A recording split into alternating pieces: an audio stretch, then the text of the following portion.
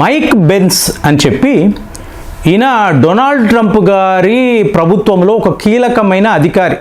So ఇప్పుడు ఈయన ఒక ఇంటర్వ్యూలో మాట్లాడుతున్నారు. ఈయన ఏం చెప్తున్నారు అంటే, బంగ్లాదేశ్ను భారత్ కాపాడిన విధానం, దీని వెనుక చాలా నిజాలను మనం గమనించాలి.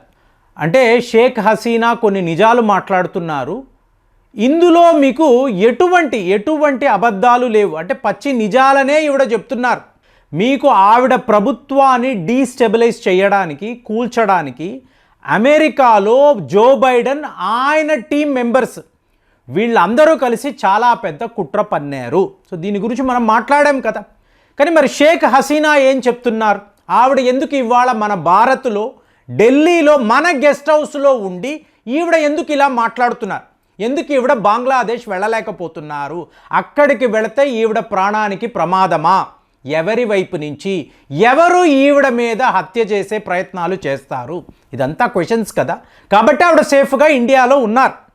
ఆవిడేం చెప్తున్నారు అంటే, చూడండి, ఇక్కడ బంగ్లాదేశ్ చేరువలో అమెరికాకు ఒక మిలిటరీ బేస్ అనేది కావాలి. వేరే ఎక్కడైనా పెట్టుకోవచ్చు కదా. ఆఫ్ఘనిస్తాన్లో 20 ఏళ్ళు ఉన్నారండి అమెరికా, నాటో దళాలు. కానీ అక్కడ మీకు ఈ తాలిబాన్ గొరిల్లా వార్ఫేర్ చేయలేకపోయారు.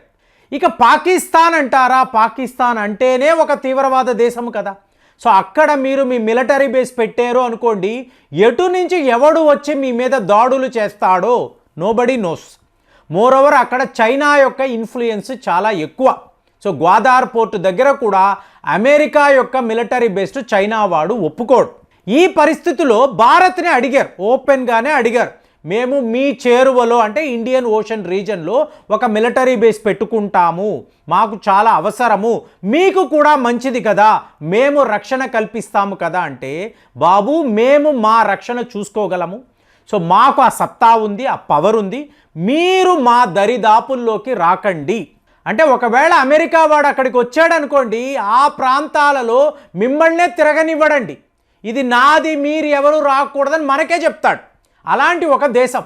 కాబట్టి మనము స్ట్రిక్ట్గా నో అని చెప్పేశాం. ఇక మార్గము లేక బంగ్లాదేశ్ అన్నారు. ఈ ప్రయత్నాలు వాళ్ళు ఎప్పటి నుంచో చేస్తున్నారు. సో షేక్ హసీనా దగ్గరికి వీళ్ళు వచ్చి అడిగారు, అమ్మా ఇక్కడ ఒక మిలిటరీ బేస్ పెట్టుకుంటాము, సో ఈ ప్రాంతము మాది, అంటే సెయింట్ మార్టిన్ ఐలాండ్స్ ఇది మాది, సో ఇక్కడే మేము పెట్టుకుంటాము, నువ్వు అనుమతి ఇవ్వాలి అంటే ఒక దేశం యొక్క ప్రధానమంత్రిగా నీ అనుమతి తీసుకోవాలి కాబట్టి అడుగుతున్నాము. ఒకవేళ నువ్వు ఇవ్వను అని అన్నావు అనుకో, మేము ఏం చెయ్యాలో చేస్తాము అంటే ఈవిడ ఇండియాను కన్సల్ట్ చేశారు. ముందు అమెరికాను ఆపండి, ఇక్కడ వీళ్ళు ఒక కొత్త దేశాన్ని తీసుకురావాలనుకుంటున్నారు, ఇది మనకు మంచిది కాదు అని చెప్పి ఈవిడ మనకు చెప్పారు. సో భారత్ కూడా వ్యూహములో ఏంటంటే నో, వాళ్ళు ఎంత ఒత్తిడి చేసినా నువ్వు ఒప్పుకోకు అని మనం కూడా చెప్పాం. సో దాంతో 2018 నుంచి కూడా వీళ్ళు ఈ ప్లానింగ్లో ఉన్నారండి. ఇది ఎలా చేస్తారు అంటే, ప్రజాస్వామ్య వ్యవస్థ అంటే నేషనల్ ఎండోమెంట్ ఫర్ డెమోక్రసీ అంటారు. ప్రజాస్వామ్య వ్యవస్థను కాపాడే ప్రక్రియలో సో మేము ఈ ప్రభుత్వాన్ని ఎదిరిస్తున్నాము అంటే, ప్రజాస్వామ్య వ్యవస్థ అంటేనే ఎటువంటి నమ్మకము లేని, నమ్మని, అసలు ముందు అలాంటిది ఉండనే కూడదు అనుకునే అమెరికా ఎప్పుడు డెమోక్రసీ గురించి మాట్లాడుతుంది. ఎందుకు? George Soros. సో మీకు ఓపెన్ సొసైటీస్, వీళ్లకు డెమోక్రసీ మీద ఎటువంటి నమ్మకము ఉండదు. కానీ ప్రపంచమంతా డెమోక్రసీ ఉండాలి. ఎందుకు ఇలా చెప్తారు? రష్యా ఒక కమ్యూనిస్ట్ దేశము, చైనా ఒక కమ్యూనిస్ట్ దేశం, కాబట్టి డెమోక్రసీ అని మాట్లాడతారు. కానీ వాళ్ళకన్నా దారుణమైన నియంతలు ఎక్కడ ఉంటారు? అమెరికాలో ఉంటారు. సో ప్రపంచానికి మాత్రం ప్రజాస్వామ్యం మాట్లాడతారు. సో ఇందులో ఏంటంటే వీళ్లకు ఒక సబ్సిడరీ ఉంటుందండి. ఎవరికి? National endowment for democracy. దీని పేరేంటి? ఇంటర్నేషనల్ రిపబ్లికన్ ఇన్స్టిట్యూట్ అని అంటారు, IRI అని అంటారు. వీళ్ళు ఏం చేస్తూ ఉంటారు? ప్రతి ఒక్క దేశంలో మేము రీసెర్చ్ చేస్తున్నాం, మా స్కాలర్స్ వస్తారు, ఆ దేశం యొక్క స్థితిగతులు, అక్కడ ప్రజాస్వామ్య వ్యవస్థ ఎలా పనిచేస్తుందో మేము గమనిస్తాము, మళ్ళీ అమెరికాకు రిపోర్ట్ ఇస్తాము అని చెప్పి ప్రపంచంలో ప్రతి ఒక్క దేశంలో వీళ్ళు ఉంటారు. వీళ్ళేనండి అసలు సిసలైన కుట్రదారులు. భారత్లో ఈ ఫార్మర్స్ ప్రొటెస్ట్ అన్నా, ఢిల్లీలో మీకు ఇన్నిన్ని గొడవలు, చాలా పెద్ద లెవెల్ ఈ పంజాబ్ రైతులు రెచ్చిపోవడము ఇదంతా ఏంటి, వీళ్ళు ఇచ్చే ఫండింగే. ఎందుకు? మోదీ. సో మోదీ ప్రభుత్వం ప్రజాస్వామ్య వ్యవస్థకు వ్యతిరేకము. ఎందుకండి వీళ్ళు ఇలా అంటారు అంటే, ఏ దేశమైనా అమెరికాను వ్యతిరేకిస్తే అంటే అమెరికాకు బానిసల్లాగా బతకాలి. ఒకవేళ మీరు తిరగబడ్డారు అంటే ఆ దేశాన్నే లేకుండా వీళ్ళు చేసేస్తారు. గత 40 ఏళ్ల నుంచి వాళ్ళు ఈ పనులే చేస్తున్నారు.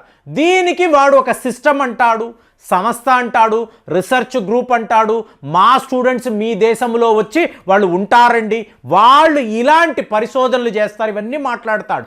అసలు విషయము మన దేశంలో ఏం జరుగుతుంది. ఇప్పుడు అరవింద్ కేజ్రీవాల్ గారు ఓడిపోయారండి. ఒకప్పుడు ఆ నిజాయితీ పరుడే కదా, ఇవాళ ఎందుకు ఇలా అయిపోయాడు? మీకు వాళ్ళ గురువు గారు అన్నా హజారే ఏం మాట్లాడుతున్నారండి, ఇతని యొక్క లిక్కర్ పాలసీ వల్లే ఓడిపోయాడు. నిజమా? కాదు. అప్పట్లో అతను నిజాయితీ పరుడే. కానీ ఏమైంది, ఎప్పుడైతే ఢిల్లీ యొక్క సీఎంగా అయ్యాడో ఫోర్డ్ ఫౌండేషన్ అధికారులు అక్కడ ఉంటారు. వాళ్ళు చెప్పినట్టే నువ్వు వినాలి. కావలసిన లంచాలు ఇస్తారు, డబ్బులు ఇస్తారు, పార్టీ ఫండింగ్ అంటారు. కానీ పలానా అధికారికి ఆ పోస్ట్ ఇవ్వు, పలానా ఎమ్మెల్యేని ఇది చెయ్యమను, ఇవన్నీ వీళ్ళు చెప్తారు. అంటే అమెరికా వాడే ఇండైరెక్ట్గా ఢిల్లీని పరిపాలిస్తాడు. కాబట్టి చచ్చినట్టు అరవింద్ కేజ్రీవాల్ వాళ్ళు చెప్పిందే వినాలి. ఏ మన్మోహన్ సింగ్ అయినా, సోనియా గాంధీ అయినా, రాహుల్ గాంధీ, వీళ్ళు ఎవరైనా కూడా అమెరికా వాడు ఏం చెప్తే అదే వినాలి. వాళ్లకు వ్యతిరేకంగా మీరు ఏమీ చెయ్యలేరు. కానీ ఇక్కడ ఉన్నది ఎవరు? నరేంద్ర మోదీ. ఇతని ఎవరి మాట వినడు. నాకు నా దేశమే ముఖ్యము, నువ్వు ఎవడరా నాకు చెప్పడానికని ప్రశ్నిస్తారు. కాబట్టి ఇది అమెరికాకు నచ్చదు, జార్జ్ సోరోస్కి ముఖ్యంగా నచ్చదు. కాబట్టి వీళ్ళ కుట్ర ఎలా ఉంటుంది అంటే, ఏదో ఒక రకంగా ఈ ప్రభుత్వాన్ని కూల్చేయాలి. ఇప్పుడు మీరు ఇమ్రాన్ ఖాన్ గారిని చూశారనుకోండి, అమెరికాను వ్యతిరేకించాడు కదా, రాత్రికి రాత్రి అక్కడ పాలన మారిపోయింది. షేక్ హసీనా కుదరదు అన్నారు. ఇక్కడ నా భూభాగంలో నీకు ఒక ప్రాంతం అనేది ఇవ్వను, నీకు నీ మిలిటరీ బేస్ అనేది ఇవ్వను. వెంటనే షేక్ హసీనా మీద తిరుగుబాటు. 2019 నుంచి కూడా వీళ్ళు ఇదే ప్లానింగ్. ఏమీ లేదంటే ఒక బస్ డ్రైవరు ఇతను ఒక యాక్సిడెంట్ చేస్తాడు బంగ్లాదేశ్లో, 2 విద్యార్థులు మరణిస్తారు. వెంటనే ఆ స్కూళ్ళు కాలేజీలకు సంబంధించిన విద్యార్థులు రోడ్ల మీదకి వచ్చి ప్రొటెస్ట్ తెలుపుతారు. అప్పుడు షేక్ హసీనా ఒక స్ట్రిక్ట్ రోడ్ చట్టాలు అని చెప్పి ఈవిడ తీసుకొస్తారు. ఇది గమనించిన ఈ రిపోర్టర్ అమెరికాకు రావడంతో, ఆహా విద్యార్థులను పెట్టుకొని బంగ్లాదేశ్లో మనం ఇలాంటి కుట్ర పన్నవచ్చు, ఇదే వీళ్ళు ఖతార్లో చేశారు. ఫైనల్గా షేక్ హసీనాను ఆ దేశం నుంచి తరిమివేశారు. సో ఇవాళ వీళ్ళు ఏం మాట్లాడుతున్నారు అంటే, మహమ్మద్ యూనస్ ఇక్కడ ఒక మిలిటరీ బేస్ ఇవ్వగలడు, సెయింట్ మార్టిన్ ఐలాండ్ మనకు అప్పచెప్పగలడు, మనవాడు హిలేరీ క్లింటన్కి చాలా చాలా క్లోజ్ ఫెలో, కాబట్టి వీడిని పెడితే, ఇంపోర్టెడ్ ప్రొఫెసర్ని పెడితే మన పని అయిపోతుంది కదా అని ఇతన్ని తీసుకువచ్చారు. తీసుకురావడము మీకు బంగ్లాదేశ్ ఒక అట్టర్ కేయాస్లో ఉంది. సో కేయాస్లో ఉన్నప్పుడు దీనికంతా ఎవరు కారణము అంటే, మైక్ బెన్స్ క్లియర్గా చెప్తున్నారు, ఇది జో బైడెన్, ఈ సంస్థకు చెందిన ఈ ఎవరైతే ఈ స్కాలర్స్ ఉన్నారో వీళ్ళందరూ కలిసి ఖతార్లో కూర్చొని ఇలాంటి ఒక కుట్ర పన్నారు.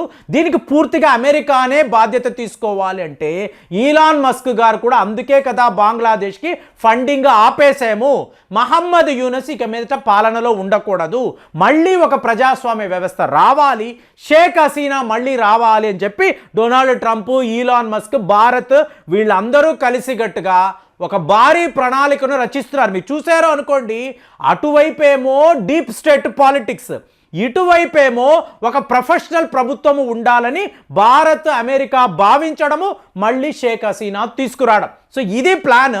మరి ఈవిడ ఇంత పచ్చి నిజాలను భారత్కి చెప్పింది. ఇవాళ డొనాల్డ్ ట్రంప్ గారు కూడా ఒక లెటర్ రాసి చెప్పారు, వాళ్ళ అధికారులే ఒప్పుకుంటున్నారు. మరి ఇంత డీప్గా ఈ కుట్రలు ఉన్నప్పుడు ప్రపంచ దేశాలు సేఫ్గా ఉంటాయా? జో బైడెన్ పాపము అతనితో పోయింది, డొనాల్డ్ ట్రంప్ రావడము చాలా చాలా మంచిదని మీరు కూడా భావిస్తున్నారా? కామెంట్స్లో తెలియజేయండి. మళ్ళీ వచ్చే వీడియోలో కలుద్దాం. జై హింద్.